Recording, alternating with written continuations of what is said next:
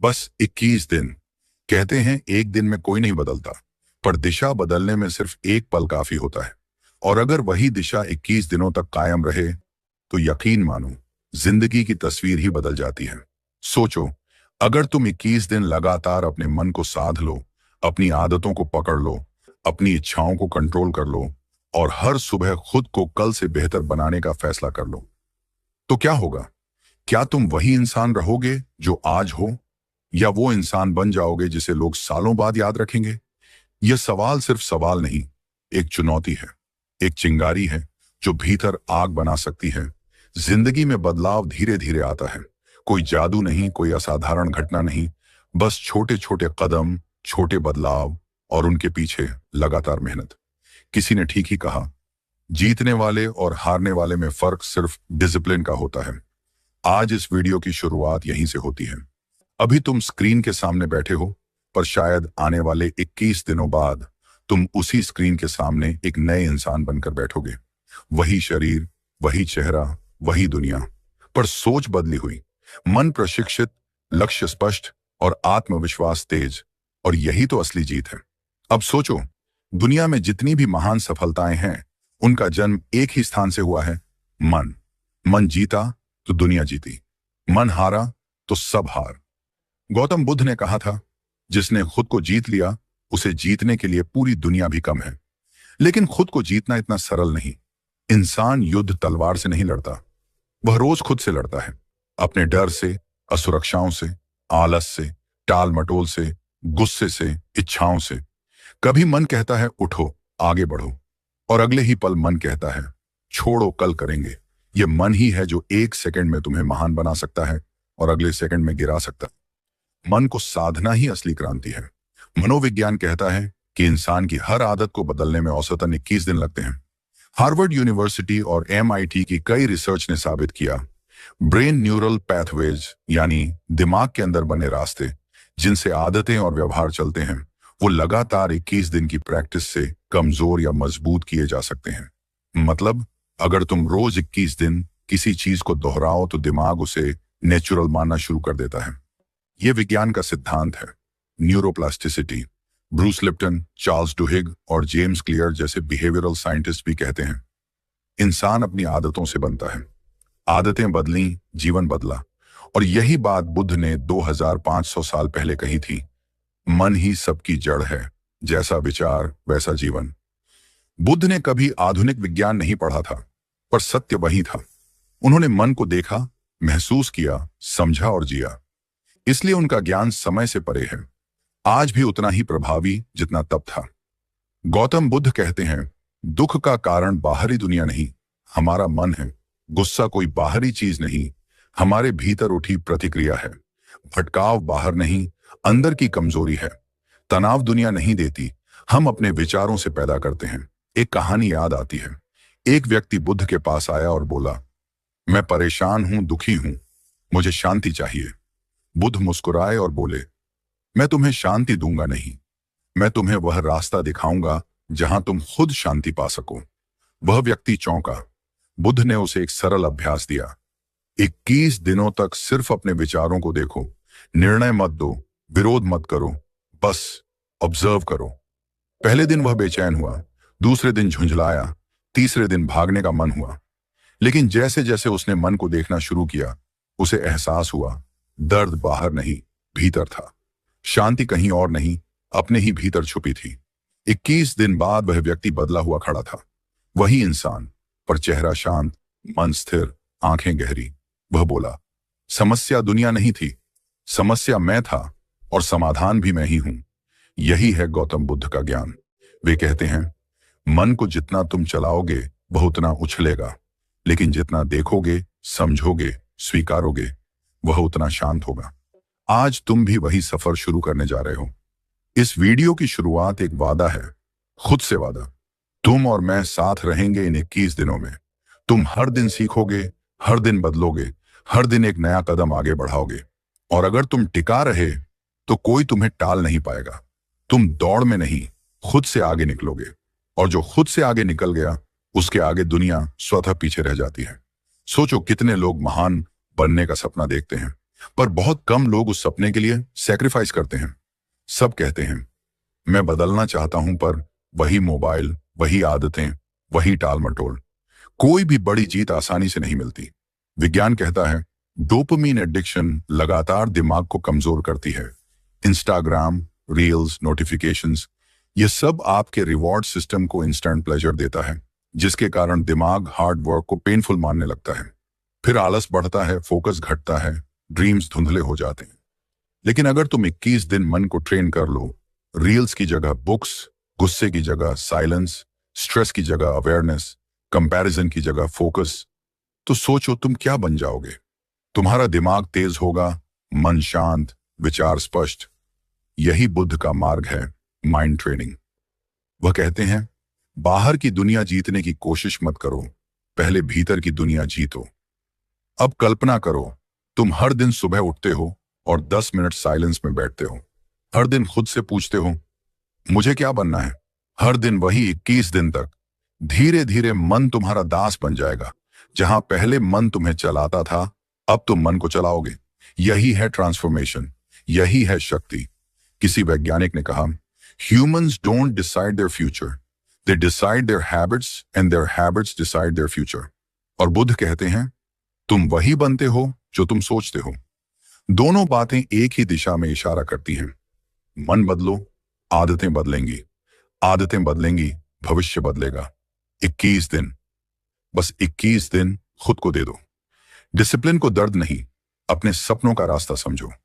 Mobile addiction की जगह self control रखो। गुस्से की जगह अवेयरनेस, स्ट्रेस की जगह एक्सेप्टेंस, कंपैरिजन की जगह ग्रोथ माइंडसेट। धीरे धीरे तुम महसूस करोगे तुम्हें पहले जैसी बातें चोट नहीं पहुंचाती, पहले जैसा डर नहीं रोकता, पहले जैसी आलस नहीं घसीटती, पहले जैसे लोग मायने नहीं रखते। अब तुम बदल चुके हो, अब तुम दिशा पकड़ चुके हो। अब दुनिया तुम्हें रोक नहीं सकती। ये सफर कठिन होगा लेकिन असंभव नहीं। पहले दिन मन भागेगा, कहेगा बस आज नहीं कल से, पर तुम उसे पकड़ोगे, बैठाओगे, कहोगे यही समय है, अभी। दूसरे दिन दिमाग बहाने देगा, थका हूं, मूड नहीं, पर तुम कहोगे 81 दिन, बस इतना ही। तीसरे, चौथे, पांचवें दिन मन धीरे धीरे तुम्हारी सुनने लगेगा। छठे दिन तुम हल्का महसूस करोगे, सातवें दिन फोकस बढ़ेगा, 10वें दिन आदतें बदलने लगेंगी, 15वें दिन आत्मविश्वास आएगा, और 21वें दिन तुम खुद को पहचान नहीं पाओगे। लोग कहेंगे तुम में कुछ बदल गया है, पर तुम जानोगे सब अंदर बदला है। बुद्ध का मार्ग आसान नहीं पर स्पष्ट है। वे समाधान नहीं देते, रास्ता देते हैं। वे कहते हैं ध्यान में बैठो, मन को देखो, विचारों को बहने दो, उन्हें पकड़ो मत। Life is suffering. यह कहकर वे डराते नहीं, सिखाते हैं कि दुख बाहर से नहीं, हमारी प्रतिक्रिया से पैदा होता है। अगर हम 21 दिन अपनी प्रतिक्रिया बदल दें, सोच बदल दें, तो जीवन खुद बदल जाता है। आज तुम इस वीडियो को देख रहे हो, यह संयोग नहीं, संकेत है। शायद ब्रह्मांड कह रहा है उठो, बदलो, खुद को जीत लो।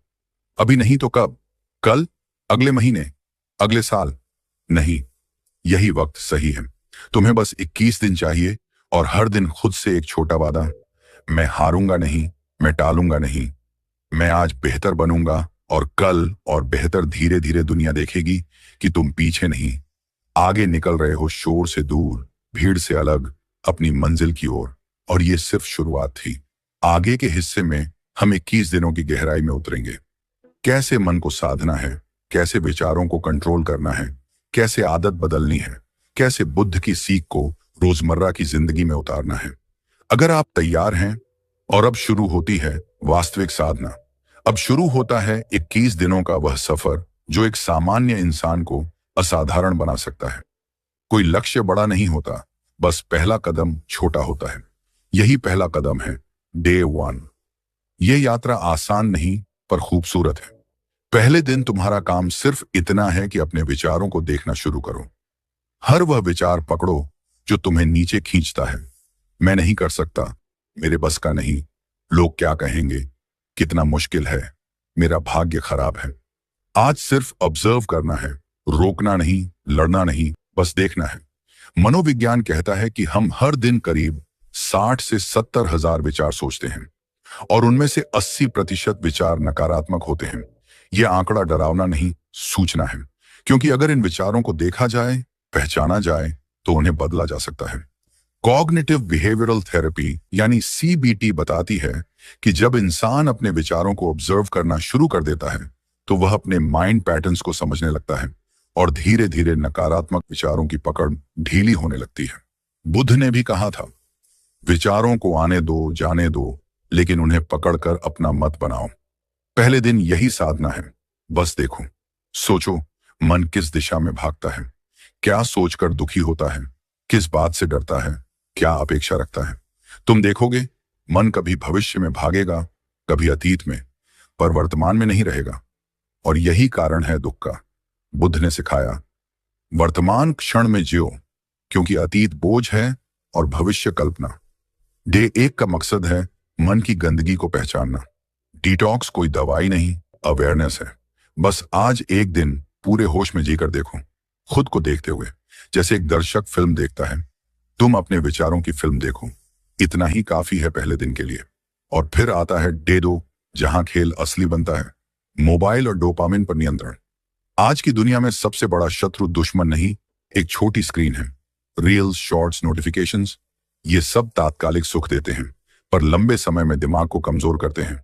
डोपामाइन हाईजैक, यह शब्द आधुनिक विज्ञान ने दिया, पर बुद्ध ने 2000 साल पहले इसी बात को इच्छा और लोभ के रूप में समझाया था। स्टैनफोर्ड यूनिवर्सिटी की रिसर्च कहती है कि सोशल मीडिया लगातार इंस्टेंट रिवॉर्ड देता है, जिससे दिमाग हार्ड वर्क को पेनफुल समझने लगता है और इजी एंटरटेनमेंट की तरफ भागता है। तुमने नोटिस किया होगा, पढ़ने बैठे पर हाथ खुद ही फोन की तरफ गया, सोने निकले लेकिन रील्स स्क्रॉल होने लगी। यह संयोग नहीं, यह ब्रेन कंडीशनिंग है। इसीलिए डे 2 का नियम है, नोटिफिकेशंस ऑफ, स्क्रॉलिंग लिमिट। काम का फोन, जरूरी मैसेज, ठीक, लेकिन बेमतलब स्क्रीन समय कम। आज बस एक प्रयोग करो, फोन दूर रखकर 2 घंटे बैठो। बेचैनी होगी, मन कहेगा उठो, खोलो, देखो, पर यही लड़ाई जीतना है। जितना मन तुम्हें खींचे, उतना तुम उसे रोको। याद रखो, मन दास होना चाहिए, मालिक नहीं। बुद्ध ने कहा था, इच्छाएं आग हैं, जितना ईंधन दोगे उतना बढ़ेंगी।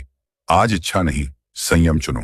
और जब तुम इस आग को रोकना सीखोगे, तब तुम अंदर की लौ देख पाओगे, जागरूकता की, नियंत्रण की, आत्मशक्ति की। दूसरे दिन का अंत तुम्हें हल्का महसूस कराएगा। भीतर एक छोटी जीत जागेगी। यही जीत आगे सफलता की नींव बनेगी। डे 3 वह सुबह है जब तुम खुद से मिलोगे। सुबह का समय किसी मंदिर से कम नहीं, यह आत्मा का दरवाजा है। 30 मिनट सेल्फ टाइम। यह मेडिटेशन नहीं केवल, यह आत्मसंगति है।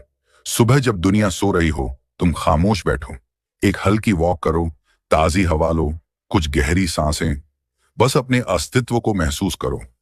साइकोलॉजी बताती है कि morning self connection mental clarity बढ़ाती है, कॉर्टिसोल लेवल घटाती है और प्रोडक्टिविटी कई गुना बढ़ जाती है। एंड्रयू हबरमैन, जो न्यूरोसाइंस के बड़े नाम हैं, कहते हैं कि सुबह सूरज की रोशनी में 10 मिनट बैठना दिमाग के हार्मोनल साइकिल को परफेक्ट बैलेंस देता है और फोकस इंक्रीज करता है। बुद्ध कहते थे, सुबह का मन निर्मल होता है, उसी में बीज बो। इन 30 मिनटों में तुम खुद को सुनो। क्या चाहते हो, कहां जाना है, किस दिशा में बढ़ना है। जितनी देर तुम खुद के साथ बैठोगे, उतना तुम खुद को समझने लगोगे। तीसरे दिन तुम्हें महसूस होगा, मन थोड़ा शांत है, भगदड़ कम है, फोकस बढ़ रहा है। यही आधार है, भीतर की नींव बन रही है। और फिर आता है डे 4, इच्छाओं को पहचानो, कम करो। बुद्ध ने 4 आर्य सत्य बताए, जिनमें पहला है लाइफ इज सफरिंग। दूसरा, सफरिंग कम्स फ्रॉम डिजायर। दुख का मूल कारण ही इच्छा है। जितनी इच्छाएं उतनी बेचैनियां। विज्ञान कहता है कि ADHD, अनियंत्रित क्रेविंग्स, कंज्यूमरिज्म, इंस्टेंट ग्रेटिफिकेशन सब एंजाइटी बढ़ाते हैं। पर जब इच्छा थोड़ी कम होती है, मन स्वतः शांत हो जाता है। सोचो, कितने दुख इसलिए होते हैं कि हमें कुछ चाहिए जो मिला नहीं। प्रमोशन चाहिए था, नहीं मिला, दुख। रिलेशनशिप परफेक्ट चाहिए था, नहीं हुआ, दुख।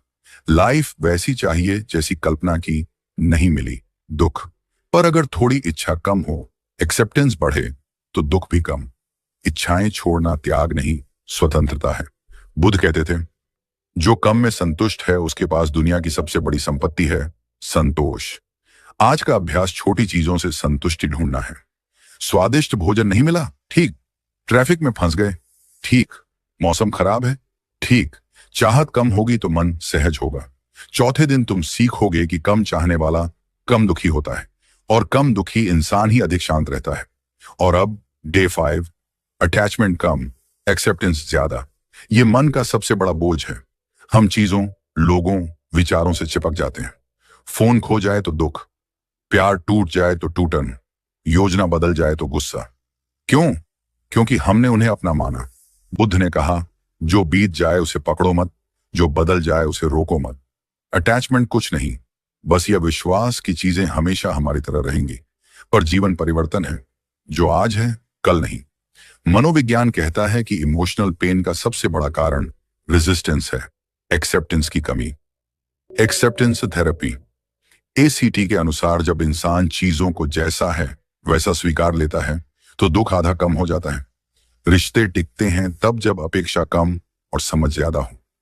जीवन सरल होता है तब जब नियंत्रण कम और स्वीकृति अधिक हो। आज का अभ्यास यही है, परिस्थितियों को जैसे हैं वैसे स्वीकार करना। लोग नहीं बदले, फिर भी मुस्कुराओ। हालात कठिन हैं, फिर भी आगे बढ़ो। जो गया उसे जाने दो, जो है उसे गले लगाओ। याद रखना, जो चीज जितनी कसकर पकड़ोगे उतनी ही फिसलेगी, पर जब तुम खुली हथेली से पकड़ोगे, प्रेम, रिश्ते, सपने, तब वे स्वाभाविक रूप से बने रहते हैं। बुद्ध ने कहा था, त्याग का मतलब छोड़ना नहीं, पकड़ को ढीला करना है। इन 5 दिनों में तुम बदलना शुरू करोगे। पहले दिन विचार साफ होने लगे, दूसरे दिन ध्यान भटकाना कम हुआ, तीसरे दिन आत्मसंगति स्थापित हुई, चौथे दिन इच्छाएं शांत होने लगी और 5वें दिन हृदय हल्का होने लगेगा। यह वह जगह है जहां मन धीरे धीरे तुम्हारी सुन रहा है और तुम खुद को जीतने के करीब हो। और फिर यात्रा का छठा दिन आता है। यह दिन बाहरी नहीं, पूरी तरह भीतर की आवाज को सुनने का है। स्पीच डिसिप्लिन, कम बोलना, अधिक सुनना। यही एक साधना है जो हर महान व्यक्ति में गोंगटोंग मिलती है। दुनिया में अधिकांश लोग बोलते समय सिर्फ जवाब देने के लिए सुनते हैं, समझने के लिए नहीं। लेकिन बुद्ध ने कहा था, जब तुम बोलते हो तो तुम सिर्फ वही दोहराते हो जो जानते हो। जब तुम सुनते हो तब तुम कुछ नया सीखते हो। शब्द शक्तिशाली है, पर मौन उससे कई गुना शक्तिशाली। मनोविज्ञान की एक प्रसिद्ध थ्योरी, सोशल रिस्पॉन्स थ्योरी, बताती है कि अधिक बोलना अक्सर ईगो ड्रिवन होता है और कम बोलना ऑब्जर्वेशन ड्रिवन। कम बोला गया शब्द मन में उतरते हैं और सही जगह पर बोले गए शब्द जीवन बदल देते हैं। छठे दिन तुम बोलने को नहीं, सुनने को चुनोगे। लोगों की बातें, उनका व्यवहार, परिस्थिति के संकेत तुम गौर करोगे, शोर कम करोगे, समाधान देखने लगोगे।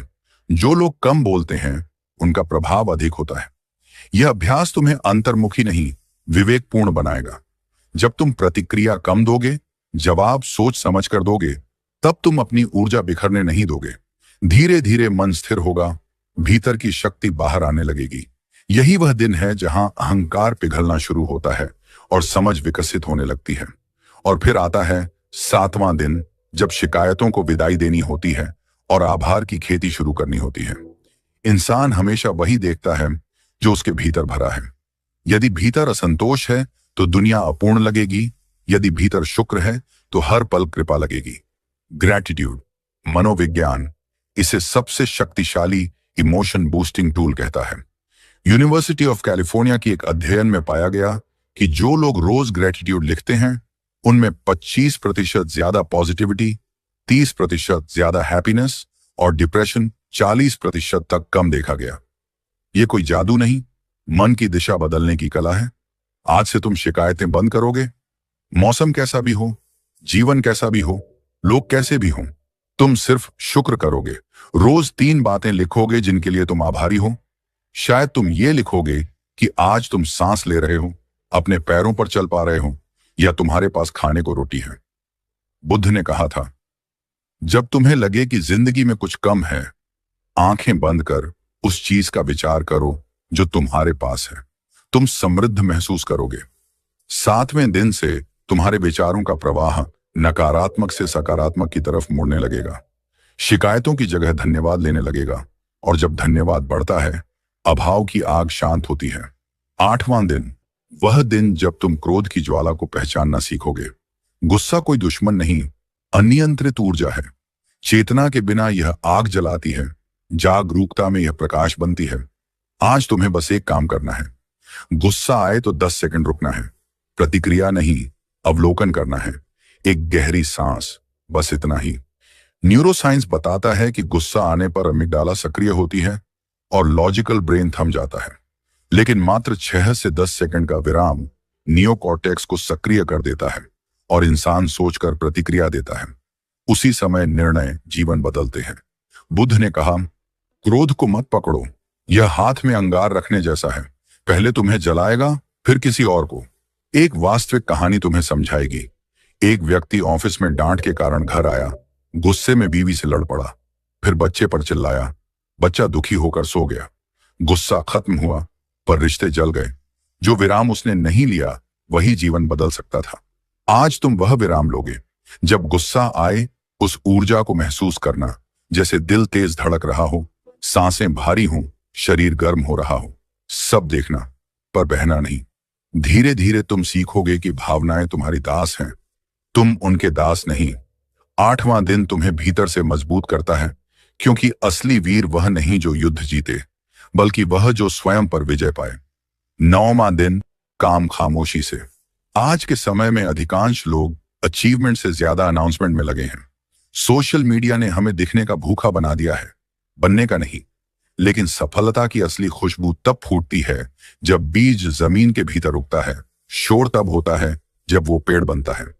बुद्ध ने सिखाया, सत्य मौन में जन्मता है। इस दिन तुम अपनी मेहनत का शोर नहीं करोगे, न बताओगे कि तुम क्या कर रहे हो, बस करते रहोगे। रिसर्च कहती है कि जब हम लक्ष्य सार्वजनिक कर देते हैं तो दिमाग रिवॉर्ड सिस्टम को पहले ही एक्टिवेटेड समझ लेता है और मोटिवेशन 40% तक कम हो जाती है। काम करो, दिखाओ मत, परिणाम स्वयं बोलेगा। यह दिन तुम में धैर्य, गहराई और स्टील जैसा मन बनाता है। जब तुम चुपचाप मेहनत करते हो, दुनिया अचानक एक दिन चौंक जाती है। यही रियल पावर है, साइलेंस वर्क, लाउड रिजल्ट। और फिर आता है 10वां दिन, जो बहुतों की जिंदगी नर्क बना देता है, तुलना, कंपैरिजन। इंसान दूसरों की रेस में दौड़कर थक जाता है, पर खुद की रेस में दौड़े तो खिल उठता है। सोशल कंपैरिजन थ्योरी के अनुसार जब इंसान खुद की तुलना दूसरों से करता है तो डोपामीन गिरता है, सेल्फ वर्थ कम होती है, स्ट्रेस बढ़ता है। कंपैरिजन एक जहर है, धीरे धीरे आत्मविश्वास को खा जाता है। तुम इंस्टाग्राम पर देखते हो सबके पास कुछ है, तुम्हारे पास नहीं। पर सच ये है कि तुम किसी की हाईलाइट देखकर अपनी स्ट्रगल जज करते हो। बुद्ध ने कहा, तुम खुद ही अपने रास्ते के प्रकाश बनो। 10वें दिन तुम समझोगे कि तुम्हारा रास्ता अनूठा है, तुम्हारी गति अलग है। कोई तुमसे आगे है तो प्रेरणा लो, पर दर्द मत लो। किसी का भाग्य तुम्हारे परिश्रम को कम नहीं करता। जैसे सूर्य चांद से तुलना नहीं करता, बस चमकता है, वैसे ही आज तुम सिर्फ अपनी रेस दौड़ोगे। हर दिन बस अपना कल बेहतर बनाने की दौड़। और जब तुम अपनी रेस में आ जाओगे, तुम तेजी से बढ़ोगे, क्योंकि तुम्हारा लक्ष्य तुम हो, कोई और नहीं। याद रखना, इन 10 दिनों में तुम मन के कई जाल तोड़ चुके हो। विचारों को देखना सीखा, मोबाइल का नियंत्रण सीखा, सुबह खुद से मिलना सीखा, इच्छाओं को शांत करना सीखा, पकड़ को ढीला करना सीखा, शब्दों को संयमित करना सीखा, आभार जगाना सीखा, क्रोध को रोकना सीखा, मौन में काम करना और तुलना छोड़ना सीखा।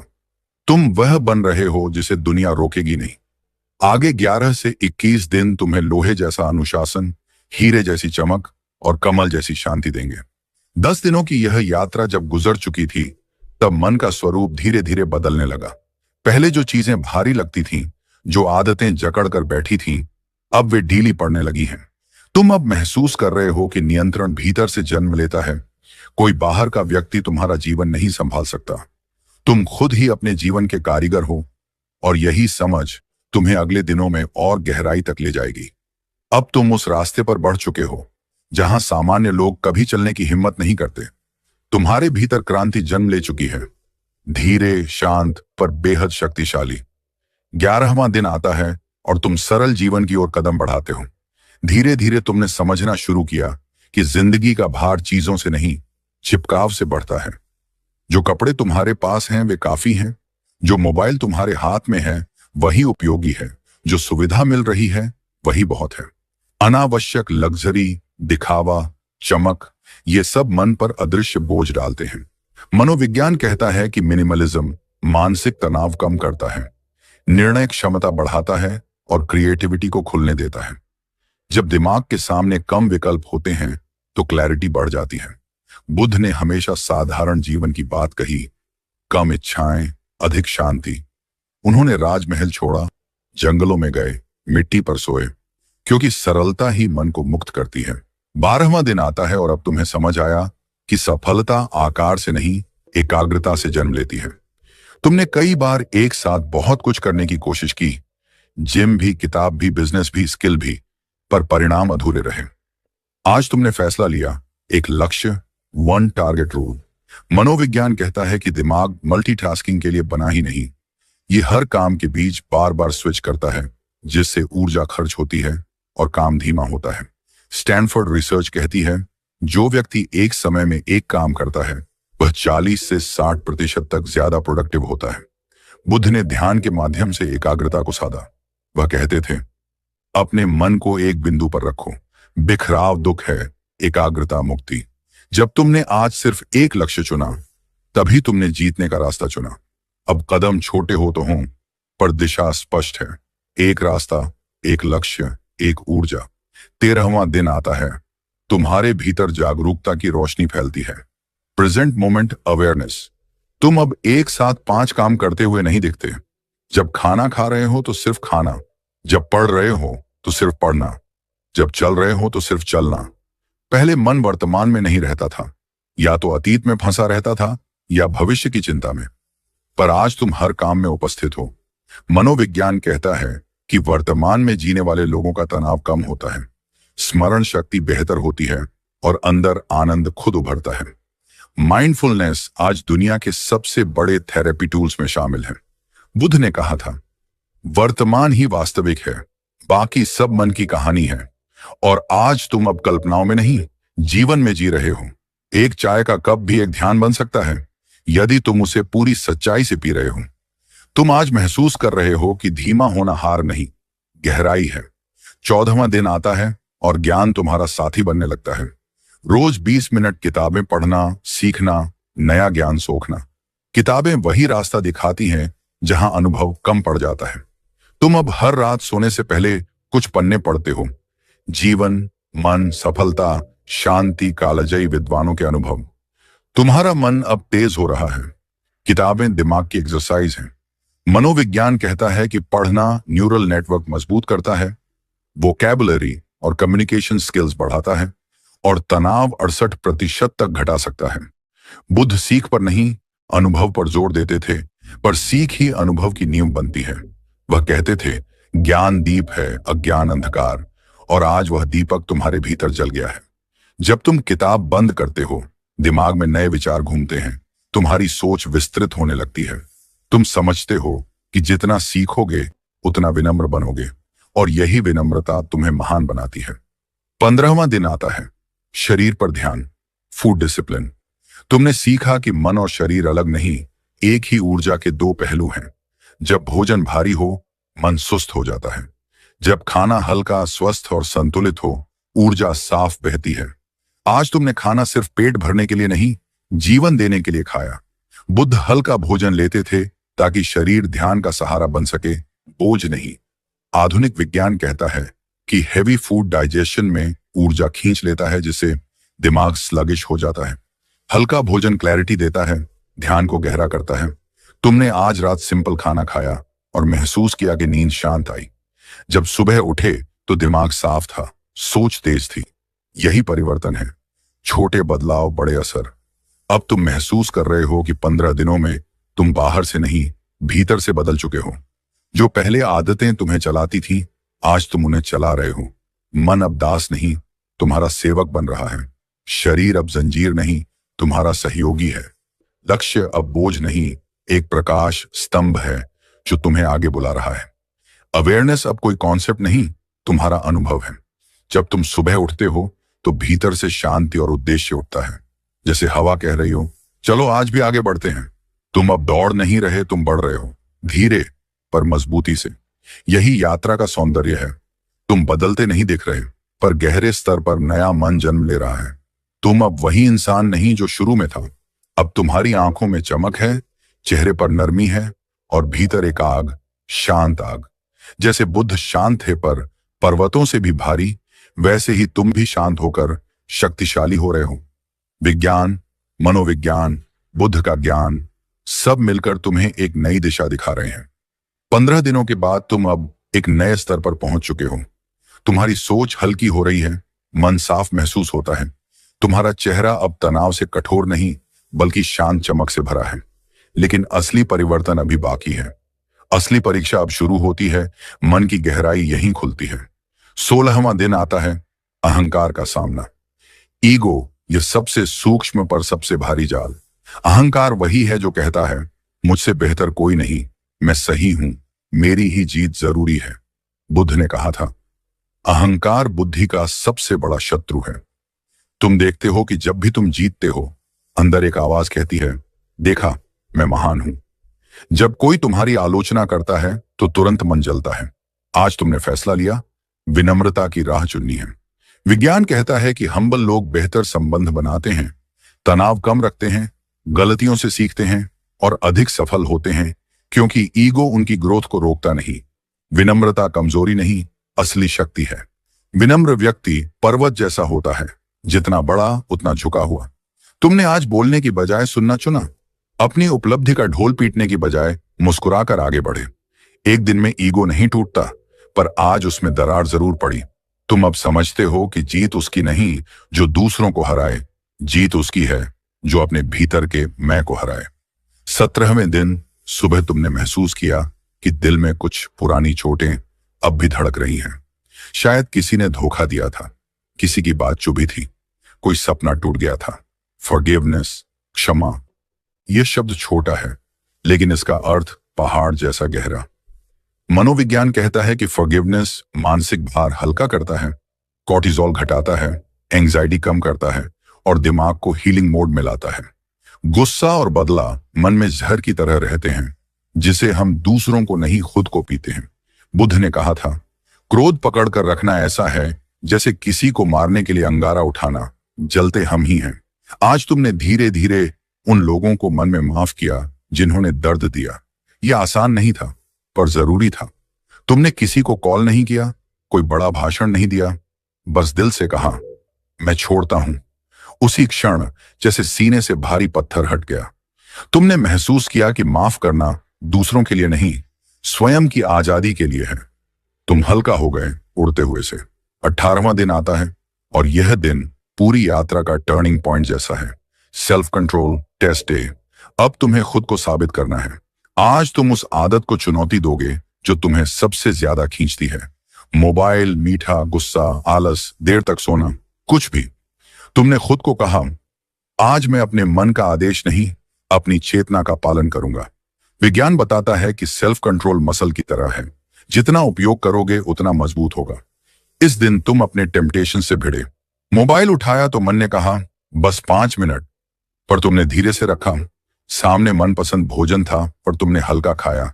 कोई नाराज हुआ तो तुमने प्रतिक्रिया नहीं दी। और रात जब सोने गए, तुमने महसूस किया, मैं हार नहीं, जीत कर सो रहा हूं। तुमने अपने मन को मालिक नहीं, सेवक बनने पर मजबूर कर दिया। यह दिन ट्रांसफॉर्मेशन का प्रमाण है। तुम टूटे नहीं, तुम बने। 19वां दिन आता है और अब तुम दूसरों के लिए रोशनी बनने की ओर बढ़ते हो। Kindness act daily. रोज किसी की मदद करना, चाहे मुस्कान दे देना, रास्ता बताना, किसी गरीब को पानी देना या बस किसी दुखी को सुन लेना।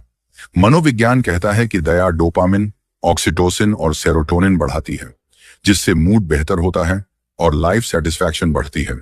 जब तुम किसी की मदद करते हो बिना स्वार्थ, दुनिया बदलती है थोड़ा थोड़ा।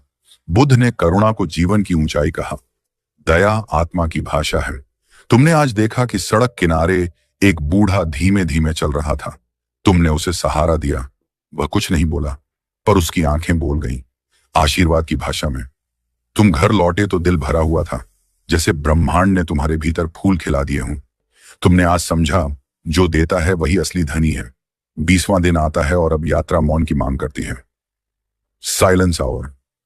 दिन में 30 से 60 मिनट बिना बोलना, बिना मोबाइल, बिना संगीत, सिर्फ तुम और तुम्हारा मन। पहले यह अजीब लगा, जैसे मन भाग रहा हो, कहीं फोन उठाने को, कहीं सोचों के शोर में। पर धीरे धीरे मौन गहरा हुआ। तुमने सुना कि भीतर कितनी आवाजें हैं, कितनी परतें हैं, कितनी इच्छाएं फुसफुसाती हैं। मनोविज्ञान कहता है कि साइलेंस ब्रेन को रिचार्ज करता है, क्रिएटिविटी और मेमोरी बढ़ाता है और नर्वस सिस्टम को शांत करता है। बुद्ध घंटों मौन रहते थे, क्योंकि मौन में ही मन स्वयं को देखने लगता है। तुमने आज महसूस किया, शब्दों में शोर है, मौन में सत्य। तुम बैठे रहे बिना किसी विचार के, और अचानक एक क्षण आया जब भीतर सब थम गया। बस शांति थी, जैसे सागर शांत हो गया हो, तरंगे किनारे पर सो गई हों। यह अनुभव दुर्लभ है, लेकिन आज तुम्हें मिला और तुम समझ गए, साइलेंस इज पावर। 21वां दिन, अंतिम दिन, सबसे महत्वपूर्ण लाइफ रेजोल्यूशन। आज कोई बड़ा निर्णय लेना है, ऐसा निर्णय जो आगे की दिशा तय करेगा। यह लक्ष्य, यह आदत, यह बदलाव, कुछ ऐसा जो अब तुम्हारी पहचान बने। तुमने 20 दिन मन, शरीर, अहंकार, भावनाएं, विचार सभी पर काम किया। अब समय है घोषणा का, मैं नया हूं। बुद्ध ने सत्य प्राप्ति के बाद कोई चमत्कार नहीं दिखाया, उन्होंने रास्ता दिखाया, संकल्प दिया। तुम भी आज यही कर रहे हो। तुमने तय किया कि अब सेल्फ डिसिप्लिन जीवन का हिस्सा होगा, अब लक्ष्य स्पष्ट रहेंगे, अब मन का स्वामी तुम होंगे, गुलाम नहीं। तुमने कागज पर लिख लिया, मैं 21 दिन पूरा कर चुका हूं, अब मेरी नई यात्रा शुरू। विज्ञान कहता है कि कमिटमेंट लिखने से मस्तिष्क गंभीरता से काम करता है। डोपामिन लक्ष्य को चेस करने के लिए ऊर्जा देता है। यह संकल्प तुम्हें आगे धकेलेगा जब भी रास्ता कठिन होगा। इन 21 दिनों के बाद तुम वह नहीं रहे जो शुरुआत में था। तुम वह हो गए जो खुद का सुधार चाहता है, जो भीतर की लड़ाई जीत चुका है, जो अब दुनिया को जीतने से पहले खुद को जीतने निकला है। तुम्हारी आंखों में आज शांति है, पर भीतर शक्ति है, जताने की नहीं, निभाने की। यह यात्रा समाप्त नहीं, यह तो शुरुआत है। तुम अब पीछे नहीं देखोगे, तुम रुकने नहीं वाले। अब चाहे दुनिया कुछ भी कहे, तुम आगे बढ़ोगे। तुमने सिद्ध कर दिया कि मन जीता जा सकता है, आदतें बदली जा सकती हैं, जीवन नया लिखा जा सकता है। याद रखना, दुनिया उसी को झुकती है जिसने अपने भटकते मन को साथ लिया हो। तुमने 21 दिन दिए, बदले में जीवन तुम्हें नई दिशा दे चुका है। अब आगे तुम्हें ही इसे निभाना है। कदम सवाल उठेंगे, मन डगमगाएगा, पर हर सुबह तुम्हें अपने इस रूप की याद करनी है, शांत, अनुशासित, विनम्र, दयालु, जागरूक और लक्ष्य पर केंद्रित। यही तुम्हारा नया जन्म है। और अगर तुमने यहां तक सुना है, तो तुम साधारण नहीं। तुम उन लोगों में हो जो सिर्फ सोचते नहीं, करते हैं। ऐसे लोग दुनिया नहीं बदलते, अपनी दुनिया बदलते हैं। और जब अपनी दुनिया बदलती है, पूरी दुनिया बदलती हुई महसूस होती है। और फिर जब मन ने 21 दिनों की इस तपस्या का स्वाद चखना शुरू किया, तब व्यक्ति कुछ ऐसा महसूस करने लगता है जिसकी तलाश में वह सालों तक भटकता रहा था। शांति, फोकस और भीतर की रोशनी। अब हम आगे बढ़ते हैं उस अवस्था की ओर जहां इंसान सिर्फ लक्ष्य नहीं पाता, बल्कि खुद को पा लेता है। डे 16 आता है, जहां अहंकार की चुप लड़ाई शुरू होती है। ईगो, जिसे हम अक्सर अपनी ताकत समझ बैठते हैं, जबकि मनोविज्ञान कहता है कि अहंकार इंसान की सबसे बड़ी कैद है। कार्ल जंग कहते थे, जो व्यक्ति अपने भीतर के ईगो को पहचान लेता है, वही सच्चे अर्थों में स्वतंत्र होता है। इंसान का असली बड़प्पन विनम्रता में होता है। गौतम बुद्ध का वचन है, विनम्रता उस वृक्ष की तरह है जो फल लगने पर झुकता है। जब तुम अहंकार को छोड़कर विनम्र बनते हो, तभी तुम्हारा ज्ञान गहरा होता है। ईगो हमेशा बोलता है, मैं सही। बुद्ध कहता है, समझो, देखो, महसूस करो, फिर निर्णय लो। ये 16वां दिन तुम्हें अपने भीतर की कठोरता को पिघलाते हुए दयालु बनना सिखाता है। और फिर 17वां दिन आता है, क्षमा का। फॉरगिवनेस वो दवा है जो पहले देने वाले को ठीक करती है। वैज्ञानिकों ने पाया कि माफ करने वाले लोगों में तनाव स्तर 27% तक कम होता है, नींद बेहतर होती है और प्रोडक्टिविटी बढ़ती है। मन हल्का होता है तो विचार तेज हो जाते हैं। गौतम बुद्ध ने कहा है, क्रोध को पकड़े रखना ऐसा है जैसे किसी और पर फेंकने के लिए अंगारे को हाथ में पकड़े रहना।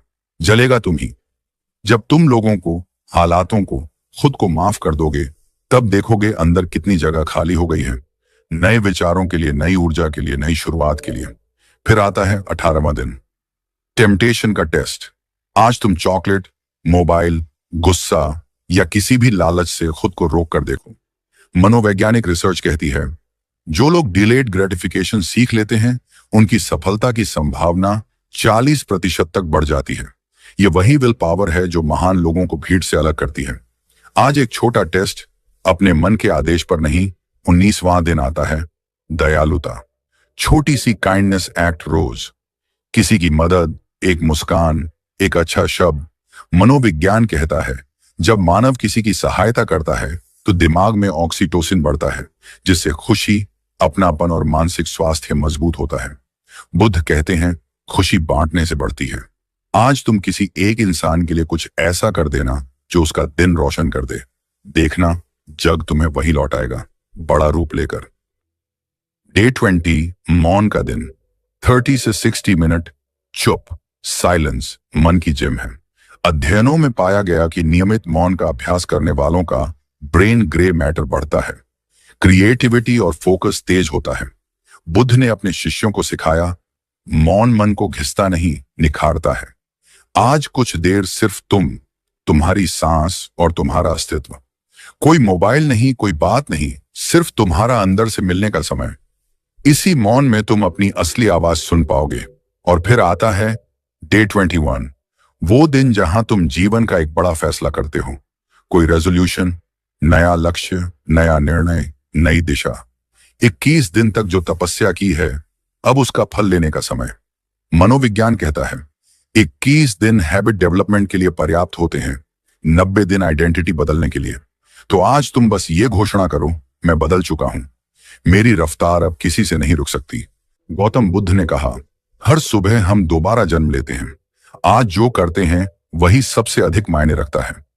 आज तुम उठो, खड़े हो जाओ, खुद से एक बड़ा वादा कर लो, चाहे वह करियर हो, आत्म अनुशासन, नई स्किल, बिजनेस, फिटनेस या कुछ छोड़ना। लेकिन एक फैसला ऐसा जो भविष्य बदल दे। और अब सवाल, इन 21 दिनों के बाद क्या बदलेगा? तुम महसूस करोगे कि मन शांत हो गया है। जो पहले भारी लगता था अब हल्का महसूस होगा। फोकस तेज तलवार जैसा होगा और विचार पहले से ज्यादा साफ, दृढ़ और पॉजिटिव। प्रोडक्टिविटी में उछाल आएगा, पर्सनैलिटी मजबूत हो जाएगी। लोग नोटिस करेंगे कि तुम्हारे अंदर कुछ बदल चुका है। तुम में चमक, अनुशासन और एक अजीब सा आत्मविश्वास दिखेगा।